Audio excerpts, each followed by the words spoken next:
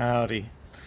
I've been having some really great conversations with um, some of you who've been interested in possibly joining us for the events that we'll be doing. And y'all have had some really great questions. And I thought I would like to make a short video for you all to answer some of those questions that may come up for you, or may be coming up for you, or maybe you haven't even thought of yet. One of the common questions is, what is Tantra? And there are many ways we could describe Tantra. It's a pathway to consciousness, a pathway to freedom. Um, some call it a spiritual path. And it's also been called the science of transformation, which I particularly love that description. And the first time I heard that definition of being the science of transformation, I thought, yeah, that sounds really cool, but not really. That's not really a science. And yet, the more I've learned about Tantra, the more I've learned, oh, it actually is a science, and that we are encouraged to explore and um, present, enter, create our own experiments and collect the data, as each of us are unique beings and have our own unique expression, our own unique way of traveling through the world and through hearts, minds, bodies, and souls, and receiving information. And so, so the science of transformation really is appropriate. Um, I find. Another thing that people ask about Tantra that I'd love to bring some clarity to is the word Tantra is used a lot for a lot of different things that aren't necessarily Tantra. And there are a lot of different kinds of Tantra. Some Tantra is very sexually focused, and some of it includes celibacy. So there's no sexual exploration involved. My particular lineage of Tantra that I follow with my teacher, Swami Ravi, is includes all of it, all the chakras, all the parts of the body, all the parts of our being, which makes sense to me. Um, and so there is a sexual component, and there are lots of other components. The sexual component is only one piece of it. Um, and when I say sexual, I think maybe a better word to use is erotic, an erotic component, um, because we can experience and express eroticism in many different ways, not only through what we think of as physical sex. And that's a big piece of what Tantra is in my lineage, which is exploring our erotic energy, how we can more deeply connect with it, and how we can channel it in in the ways that we would like, in ways that are the most fulfilling for us, which will be different for different people. And that's not just expressing it through physical sex, but also expressing erotic energy through other ways, artistic expression. Um, uh, so I should clarify a little bit. When we talk about erotic energy in Tantra, for us, erotic energy is no different than our creative life force energy that creates everything, creates babies, creates sex, creates art, creates architecture, like anything you can think of really that is a creative act. And we aren't really taught anything about that, generally speaking, um, because erotic energy is generally used for procreation in um, normal society, right? The normal functioning society that is based around having families, right? And so uh, we explore what is possible outside of the family structure. What really is possible around pleasure and having deeper pleasure and satisfaction in our lives. And Tantra says a key part of that is our erotic energy and also our desire, which is really connected to our erotic energy. And again, we're taught a lot of judgment and distrust around desire, and that's something that's come up in the questions I've had from some of you as well, uh, of not being sure if your desires are going to be appropriate or something like that, or if they are appropriate. And again, Tantra talks about desire being something that's really deeply connected to not just our loins or not just some superficial want, but our deepest heart desires are really important, are really crucial actually to us having our most fulfilled, fully self expressed, pleasurable lives that we can possibly have. And I want to say even productive lives, not in the way that sometimes we think of productive as um, I got to do this and this and this so that I can get here and accomplish this. Tantra is very much not about agenda. It's not about formula, which can be challenging for us in a world where we're taught that we have to have an agenda and an end result and we have to know where we're going and have it all figured out. And Tantra is very much not that. It's actually being in the moment, being present, which is the challenge for all of us. Um, but it starts with that. To whatever degree we can just stop the thought process of trying to get somewhere, just be here now, breathe, see where the energy wants to go, which includes what our desire is in this moment. And while that is very simple in a sense, it's not easy.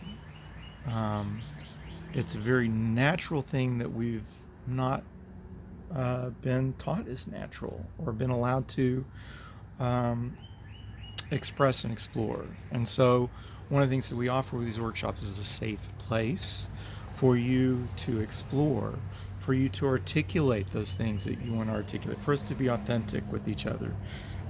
There's some vulnerability involved for all of us, including those of us who are facilitating the classes. And I find there's an empowering, beautiful sweetness, and eroticism is not out of place in that space because there is a sweet vulnerability that can show up in eroticism. There is a playfulness and a fun that can show up in eroticism. And, you know, I've had a lot of sex in my life, and there was a time where I thought, I don't have any hang-ups about sex. I got this figured out.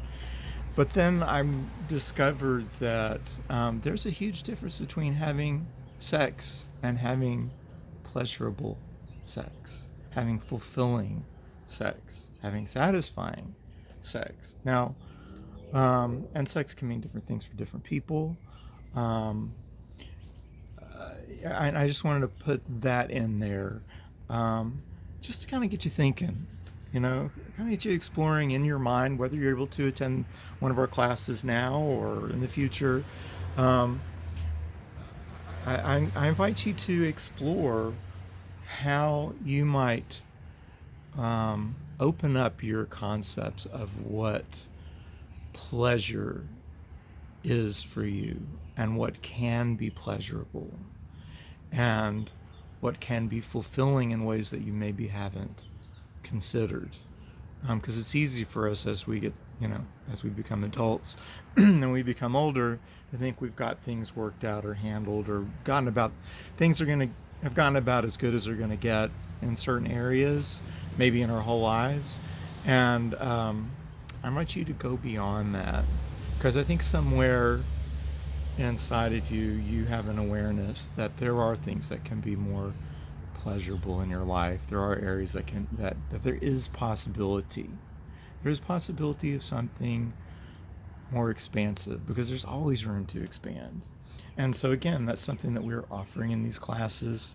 A couple of our questions that have come up are, what happens if I get an erection? Is that going to be appropriate? I don't want to be inappropriate. And I want to tell you, erections are not inappropriate. Okay? We celebrate our bodies and our body's natural expressions. Now, we're going to be honoring people's boundaries, absolutely. Yet, you having getting an erection doesn't mean anything to, do you have anything to be embarrassed about or anything to be ashamed of? We've had that ingrained in us, right? That there's only certain places, very limited places, where an erection is acceptable. And I'm here to tell you, we encourage you to relax, to breathe, and to celebrate your body, especially as we get older. I mean, erections are a beautiful thing. You know, our erotic expression is a beautiful thing, and it can be really helpful for us to let go of some of that, the ways that we've squashed our erotic expressions. Uh, because as we get older, we may find that, wow, we've squashed them down so much we can't even find it anymore. We may not even, I hear people that I don't even know what I desire, and so that's another opportunity, is explore, what do you desire now that will be different, that is different for you, that you've maybe never desired, needed, or required before, that now you desire it. And maybe you're not sure what that looks like, and that's okay, because again, Tantra is not about having an agenda. It's about following the energy, following the inquiry, following the desire and the pleasure, and seeing what comes up. And what opens up oftentimes are new levels of pleasure and satisfaction. Another question that's been coming up is, I don't know if my body is good enough to come to a naked yoga session or to a Tantra class. And I think I need to get in shape first. So again, I want to say we celebrate bodies and beings of all sizes, ages, levels of physical fitness, shapes. We celebrate our bodies and your body. And if you're waiting to have the perfect body or the near perfect body, or get to some goal of how you think your body should look before you participate, I'm strongly going to advise you to let that go, because it really has nothing to do with how your body looks. Many people have bodies that other people would consider beautiful or perfect or physically fit or whatever, and they're still in a mindset of very, very uncomfortable, being very uncomfortable in their bodies or how their bodies look. So it's not really a function of how great your body looks. It really has to do with setting your mind free and accepting the unique, beautiful, divine, and physical expression that your body is. So, what would that look like for you if you related to yourself and your body that way? And that's something I think we can all up the level on, especially as we're continually evolving and growing, and our bodies are changing, and different parts are changing color. Our hairs are changing colors, and our bellies are growing or shrinking, or our muscles are growing or shrinking. And so it's an ongoing thing, really, like this idea of having a good enough body so that we can uh, be comfortable in it is really an illusion. And again, bringing us back to the Tantra. Tantra is about being here now, not focusing on some specific outcome of the future, not feeling trapped by the past, but doing the work to free ourselves so that we can actually be present in this moment and enjoy the pleasure and deliciousness that there is to experience in this moment. Another question I'm getting, all these questions pop up, conversations that I've had with some of you over the past several days. People have asked about conscious touch and about the type of yoga that we do. Um, so let me say about the yoga first. Doesn't matter what level of yoga you're at. We do a very gentle approach that is appealing and doable by all levels of skill within yoga. If you're completely new to yoga, never done a yoga class or done yoga before, or if you have quite a bit of experience with yoga, you're not going to feel out of place. Um, we first of all, we don't come with an agenda of what the class is going to look like. We cater it for the people who show up. We cater it for you when you are in our space, when we are creating space with you. That's not our space; it's our space. You're included when we're together. Um, and So yeah, and we really encourage a connecting with our own bodies, and and then sometimes connecting with each other's bodies, whether it's assisted yoga or tantra class, and really honoring that. Although we were in a class together, it's really a very private, personal practice for each of us. Each of us knows um, what feels good to our body, what our bodies can do, what our bodies are wanting at any given moment. Maybe today I want to do something much more simple and gentle, or maybe another day I want to try something I've never tried before, just a pose or whatever. And all of that is honored and I was going to say appropriate. Not real big on the word appropriate. I don't really care too much about what's appropriate. I'm really more interested in what is going to serve, what is going to serve you, what is going to serve the greater picture, the bigger picture for all of us, and having us all be more freed up and empowered and in celebration of our lives and of life in general. Um, so, so the other question was conscious touch. What is conscious touch? Conscious touch is a little tricky to explain, but I've given you a little bit of background on some of the things that I've mentioned already. It's an opportunity for us to, while honoring each other's boundaries, we're all invited, even encouraged to voice uh, boundaries, what areas we do not want touched, and that can be anything from your lips to your neck to your nipples to your genitals to your butt, what your feet, anything. It's all honored, no explanation needed, no justification needed. You are a sovereign being, and we honor you and your desires. Um, so that said, we when we are having a conscious touch session, it can look different ways. We'll do different types of exercises or practices, but in general, the idea is an opportunity to touch, to connect through physical contact in ways that are outside of our normal, maybe formulaic ways of thinking of touch and connection.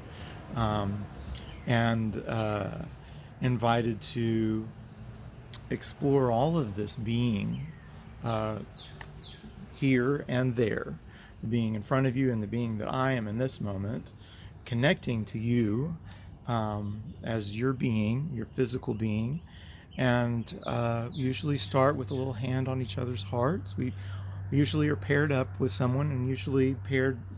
Those pairs change. We're not with the same person through the whole session, so we can have an opportunity to connect with our own pleasure, with what it feels like to connect with this other being, while respecting and tapping into what their pleasure is as well, and doing it all in a mindful, sacred way, in a way to honor this being in front of us and this being that we are, and seeing what, when we let go of, again, letting go of any agenda, expectations, what we think we're supposed to do or should do or what's appropriate, letting go of all that stuff and just kind of connecting with what feels right in this moment, what feels good in this moment, where's the pleasure in this moment, um, tapping into that energy, which most of us don't have much, if any, experience with.